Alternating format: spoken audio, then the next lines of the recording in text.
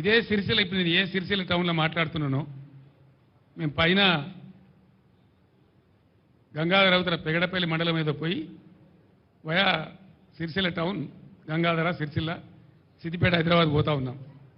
అప్పుడు జయశంకర్ సార్ బతికి ఉండి మేము పోతా ఉంటే గోడల మీద రాతలు కనబడుతున్నాయి సిరిసిల్ల టౌన్లో.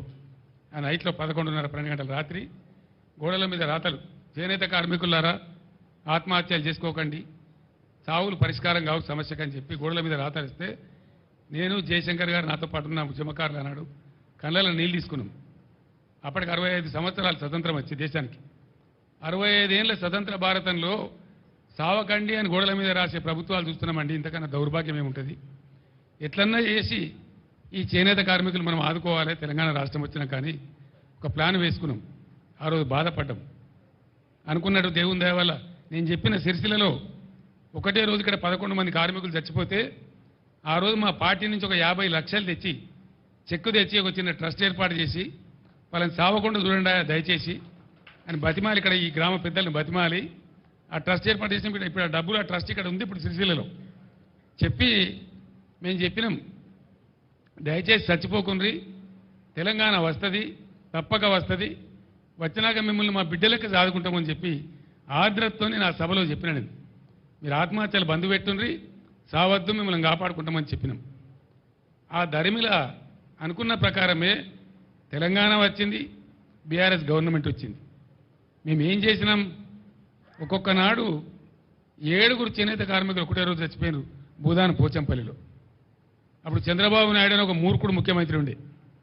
నేను అక్కడ దండం పెట్టిన, అయ్యా ఒక 50,000 రూపాయలు ఎక్స్గ్రేస్ చేయవయ్యా, పలానా డేట్ లోపల నువ్వు ఇవ్వకపోతే నేను భిక్షాటన చేసి ఇస్తాను దండం పెట్టి చేతులెత్తి అంగలార్చిన నేను.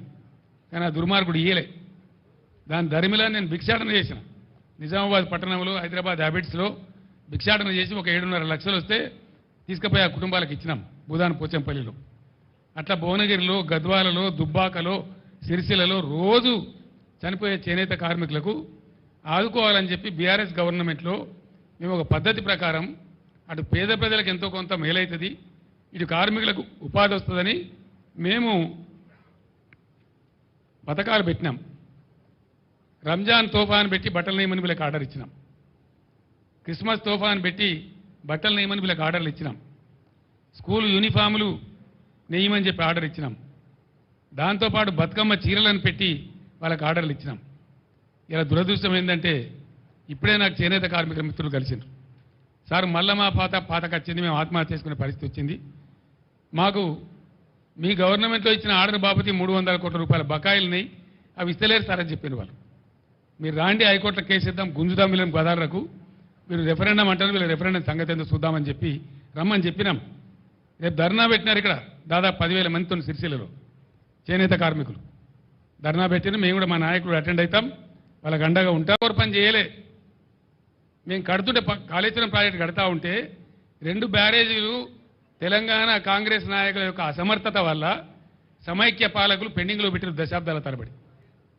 ఇవి ఇక్కడ మిడ్మానేర్ ప్రాజెక్టు అసంపూర్తిగా పెట్టిండ్రు, అక్కడ ఎల్లంపల్లి బారాజ్ అసంపూర్తిగా పెట్టిండ్రు. వాటిని మేము అగమేఘాల మీద కంప్లీట్ చేస్తూ ఉన్నాం.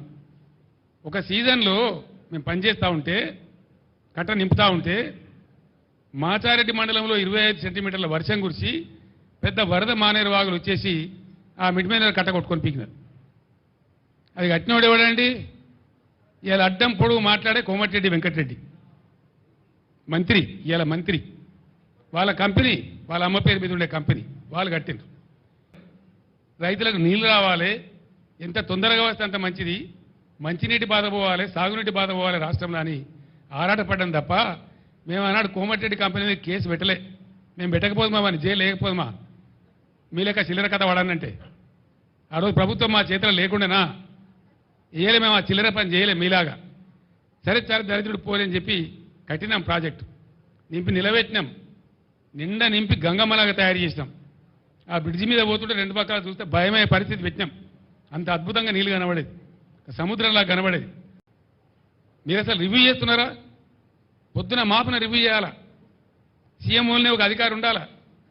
ప్రజల తాగునీళ్ళు అంటే మీకు తమాషా ఉందా? ఎందుకు ఎండబెడుతున్నారు ఇలా వాళ్ళ గొంతులు? నీళ్లు లేకనా? స్కీమ్ లేకనా? బంగారం లాంటి భగీరథ స్కీమ్ ఉన్నది, దాన్ని వాడకుండా ఎందుకు ఇట్లా చేస్తున్నారు?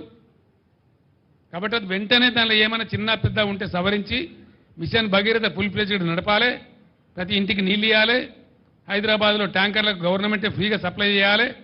లేకపోతే అది కూడా రెఫరెండం కిందకే వస్తుంది. బీ కేర్ఫుల్, జాగ్రత్త. ఫైనల్లీ మీరు ఇప్పటికైనా యాక్షన్ ప్లాన్ సిద్ధం చేసుకొని గోదావరి స్టార్ట్ కాగానే ఎట్లా ఎత్తిపోయానో దానికోసం రెడీ కాండి. లేకపోతే మేము రెడీ అవుతాం. ఎట్లా చేయాలో మేము చేస్తాం. మేము చూపిస్తాం ఆ తమాషా మీకు. రణరంగమైన మంచిదే రాష్ట్రం. తర్వాత మేము డిమాండ్ చేస్తూ ఉన్నాం, వెంటనే ఎన్యూమరేషన్ మీరు స్టార్ట్ చేయాలి. ఎండిన పంట ఎండింది, కారణం ఏదేమైనప్పటికీ ఎండింది. రైతులు నష్టానికి గురైనరు, పెట్టుబడి పెట్టి నష్టపోయినరు, వాళ్ళు దుఃఖంతో ఉన్నారు. వాళ్ళు దుఃఖంతో ఉన్నప్పుడు వాళ్ళ కన్ననీళ్లు తుడవడం ప్రభుత్వ బాధ్యత. It's the responsibility of the government. It is more than A natural calamity, it's a man made calamity, government made calamity.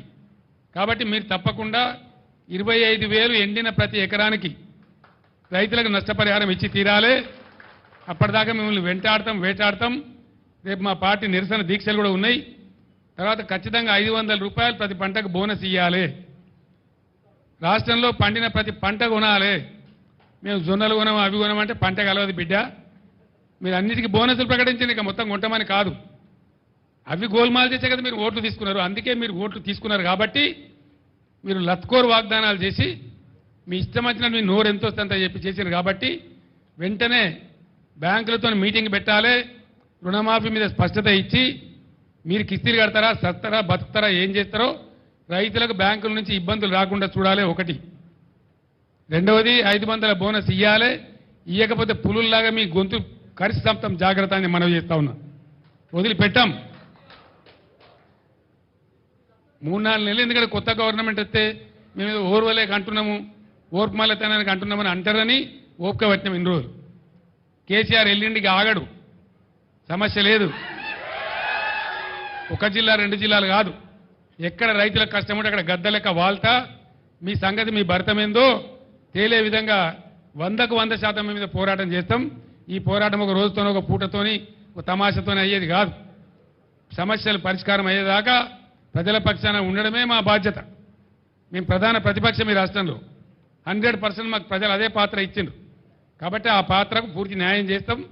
మీ మెడలు వంచుతాం, ప్రజలకు న్యాయం చేస్తాం.